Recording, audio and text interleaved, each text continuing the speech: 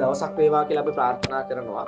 අද අපි සාකච්ඡා කරන්නේ සෝබා දහම කැළඹෙන්න ප්‍රධාන හේතුව කුමක්ද කියන වග ඔබට පැහැදිලි කර දෙන්නට. සෝබා දහම කුමක්ද කියන වග පැහැදිලි කරන්නට කලින් අපි දැනගන්නට ඕනේ සෝබා දහම කියන්නේ මොකක්ද කියලා. සෝබා දහම කියන්නේ අපි අවට ජීවත් වෙන මේ පරිසරය.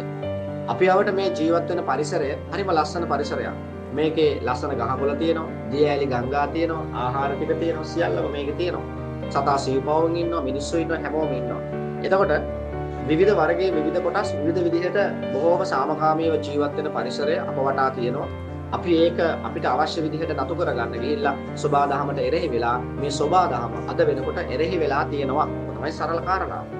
එතකොට මේ සෝබා දහම මේ විදිහට කැළඹෙන්න ප්‍රධාන හේතුව තමයි සෝබා දහම කියලා කියන්නේ ගහේ වැටෙන කොළේ බිමට වැටිලා පෝර වෙනවා. ඒක නැවත නැවත පෝර වෙලා ගහ පෝෂණය වෙනවා. අපි කරන්නේ ඒ පෝෂණය වෙන ගහට අවශ්‍ය කරන හිර එළිය ලබලා දෙන්නේ නැතුව, ඒ වගේම වතුර ටික වැස්ස නැත්තම් ලබලා දෙන්නේ නැතුව අපි ඵල විතරක් සෝබා දහමෙන් බලාපොරොත්තු වෙනවා. එතකොට සෝබා දහම යම් දවසක ඉවසලා බැරිම තැන සෝබා දහම අපිට දඬුවම් කරන්න පටන් ගන්නවා. මොකද අපිට හදිස්සියක් වුණාම අපි මුත්‍රා කරන්නේ ගහකට, ඇලකට, දොලකට, ගසකට, ඖෂධයකට. ඒ නිසා සෝබා දහම කල්පනා කරනවා මුත්‍රා ටිකක් දරාගෙන ඉන්නවා, කැසිවිලි යන ටිකක් දරාගෙන ඉන්නවා, මල පහ ටික. ඒ වගේම කෙල ගහනවා මේකට. ඒ වගේම මේ අපි වතුර ටික දීලා තියෙනවා, ගහ කොළ හදලා අපි මේ අඹ ටික, දෙල් ටික, දොඩම් ටික, ඇපල් ටික ඔක්කොම ටික දෙන්න තියෙන පළතුරු ටිකක් දීලා තියෙනවා.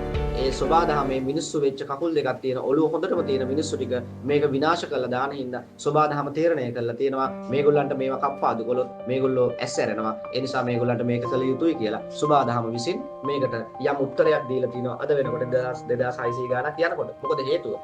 ලෝකයේ පවතින්නේ බුදුන්ගේ ධර්මයේ මතයි. බුදුන්ගේ ධර්මයේ තමයි ලෝකයේ අග්‍රගණය. තුන් ලෝකෙටම තියෙන එකම ධර්ම ලෝකෙ තිබිච්ච ඉස්සර ඉඳලා අද වෙනකොට ආගම් බෙදලා තිබ්බට ඉස්සර ඉඳලම තුන් ලෝකෙටම තිබෙ එකම ධර්ම. ඒ කියන්නේ මනුෂ්‍ය ලෝකෙට, දිව්‍ය ලෝකෙට සහ බ්‍රහ්ම ලෝකෙට. ඔන්න ඔය තුනටම තිබ්බේ බුදුන්ගේ ධර්මයයි. බුදුන්ගේ ධර්මයට එරෙහිව මෙන්න මේ වැඩ කටයුතු ටික සිද්ධ වෙන හින්දා සෝබා දහම පිරිහිලා තියෙනවා. සෝබා දහම පිරිහෙන්න හේතුව දඬුවමක් දීලා තියෙනවා අපිට. ඕගොල්ලෝ අපෙන් කාලා, ඒ කියන්නේ අම්මා මරලා මස් කනවා වගේ වැඩක්. අපේ එළදෙන අපේ මව් අපි මරන්න නැති වෙන්න පුළුවන්.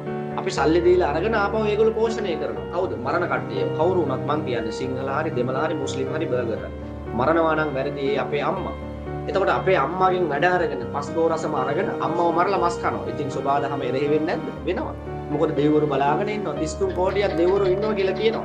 33 කෝටියක් 3යි 6යි. සෙනෙහස, ආදරය, කරුණාව මිනිස්සු අතර නැහැ. මිනිස්සු වැඩ අරගෙන ඒ මිනිස්සු ඒ කියන්නේ අඹ ගහට ගිහිල්ලා අඹ ගහේ පළ ටික ඔක්කොම අරගෙන අඹ ගහ වයසට ගියාම කපලා මරලා දාලා අඹ ගහ විනාශ කරලා දාලා පුච්චලා දානවා.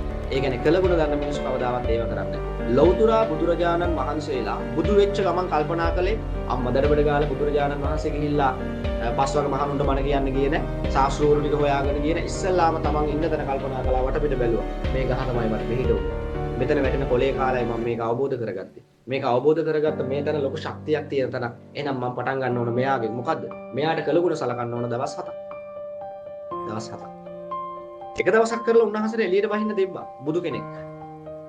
මිනිස්සුන්ට කිව්වා ඔක්කොටම කලින් කළගුණ සලකන්න. කළගුණ සලකන්න.